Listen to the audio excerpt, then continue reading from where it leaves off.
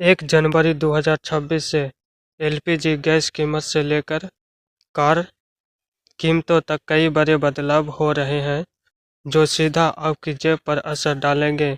वहीं banking, pension और salary संबंधी भी नियम बदल रहे हैं। साल 2025 अब धीरे धीरे समाप्ति की ओर बढ़ रहा है। 1 जनवरी आते ही साल 2026 की शुरुआत हो जाएगी। नए साल की शुरुआत के साथ ही कई बड़े आर्थिक नियम भी बदल रहे हैं जो सीधे आपकी जेब को प्रभावित कर सकते हैं। 1 जनवरी से एलपीजी गैस के दाम से लेकर पैन आधार नया पे कमीशन तक ढेर सारे नियम बदल रहे हैं। आइए विस्तार से जानते हैं इन नियमों के बारे में और इसका आपके जीवन में क्या प्रभाव होने वाला है। पहला बदलाव, पैन आधार लिंक। आधार कार्ड और पैन को लिंक करने की डेट दिसंबर में ही समाप्त हो रही है। अगर इन्हें लिंक नहीं किया जाता है तो यह 1 जनवरी से निष्क्रिय हो जाएंगे। फिर आप आईटीआर रिफंड, रिसिप्ट और बैंकिंग लाभ नहीं ले पाओगे। साथ ही पैन निष्क्रिय होने से आप कई सरकारी योजनाओं के लाभ से वंचित हो सकते हो। दूसरा बदलाव, सख्त होंगे यूपीआई, सिम और मैसेजिंग नियम। बैंक, यूपीआई और डिजिटल पेमेंट के नियमों को सख्त किया जा रहा है। फ्रॉड को रोकने के लिए सिम वेरिफिकेशन के नियमों को भी कड़ा किया जा रहा है ताकि फ्रॉड व्हाट्सएप, टेलीग्राम और सिग्नल जैसे ऐप से फ्रॉड को कम किया जा सके। तीसरा बदलाव, एफडी योजना और loan. State bank of India, Punjab national bank और एचडीएफसी बैंक जैसे बैंकों ने लोन की दरें कम कर दी है जो 1 जनवरी से प्रभावी होने वाले हैं। इसी तरह जनवरी से नई फिक्स्ड डिपॉजिट ब्याज दरें भी लागू होगी। यह आपके निवेश को प्रभावित कर सकता है। चौथा बदलाव, एलपीजी सिलेंडर के दाम। हर महीने एलपीजी गैस सिलेंडर के दाम में बदलाव होता है। 1 जनवरी से भी एलपीजी के दाम में गिरावट या उछाल हो सकती है जिसका असर आपकी जेब पर पड़ सकता है। 1 दिसंबर को कॉमर्शियल गैस सिलेंडर के रेट में 10 रुपये की कटौती हुई थी।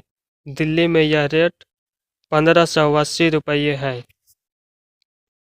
पांचवा बदलाव, सीएनजी, पीएनजी और एएफटी ऑयल कंपनी हर महीने एलपीजी के साथ ही सीएनजी, पीएनजी और एटीएफ के दाम बदलती है। 1 जनवरी से एलपीजी के साथ सीएनजी, पीएनजी और जेट फ्यूल एएफटी के दाम में बदलाव किए जा सकते हैं। एटीएफ को जेट फ्यूल भी कहा जाता है जो एक तेज ईंधन होता है। इसके दाम घरेलू और इंटरनेशनल दोनों के लिए अलग अलग तय होती है।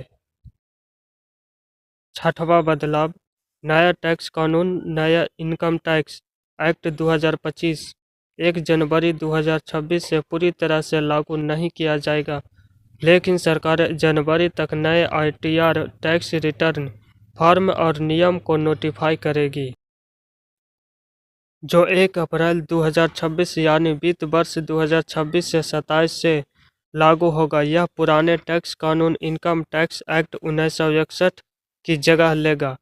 नए कानून के तहत प्रोसेस और टैक्स ईयर की परिभाषा में बदलाव किया गया है। आईटीआर फॉर्म को सरल बनाया जाएगा और सिस्टम को सरल बनाया जाएगा। सातवां बदलाव, 8वां वेतन आयोग। उम्मीद की जा रही है कि सरकार 8वां वेतन आयोग 1 जनवरी 2026 से ही प्रभावी होगा, चाहे भले ही इसे लागू करने में ज़्यादा समय लग जाए। इसका मतलब है कि 8वें वेतन आयोग के लागू होने के बाद कर्मचारी को सैलरी और पेंशन 1 जनवरी 2026 से जोड़कर दी जाएगी। बता दें कि 7वां वेतन आयोग 31 दिसंबर 2025 को समाप्त हो जाएगा।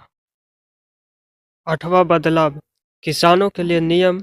यूपी जैसे राज्यों में किसानों को पीएम किसान योजना का फायदा पाने के लिए यूनिक किसान आईडी की आवश्यकता होगी। पीएम किसान फसल बीमा योजना के तहत अगर जंगली जानवरों से फसल को हुए नुकसान की रिपोर्ट 72 घंटे के अंदर की जाती है तो अब उसे भी कवर किया जा सकता है। बदलाव, वाहनों की कीमत में बढ़ोतरी। 1 जनवरी 2026 से भारत में कई प्रमुख ऑटोमोबाइल कंपनियां अपनी गाड़ी की कीमतों में बढ़ोतरी करने जा रही है। Nissan, BMW, JSW, MG motor, Renault और एथर एनर्जी ने वाहनों के दाम में 3,000 रुपये से लेकर 3% तक बढ़ोतरी करने को कहा है। टाटा मोटर्स और होंडा जैसी कंपनियों ने भी बढ़ोतरी के संकेत दिए हैं।